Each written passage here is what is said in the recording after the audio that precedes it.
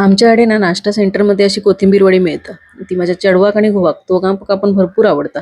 करूक पण अगदी सोपी असा. म्हणजे पहिला एक वाटप करून घेतलंय.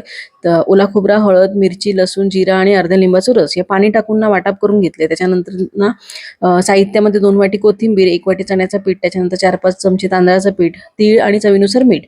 एका पॅनमध्ये ना 1 ग्लास पाणी टाकून ना तो पाणी उकळल्यानंतर ना पहिला आधी वाटप टाकलंय. त्याच्यानंतर मग आहे ना एक-एक करून ना सगळे जिन्नस टाकले.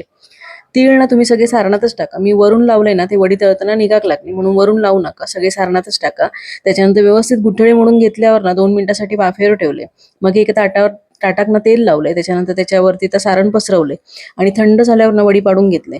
आणि आता तेल गरम झाल्यावर ना मध्यम आचेवरती वडी ना अशी खरपूस अशी तळून घेतली. एकदम भारी लागतं, टेस्टी एकदम.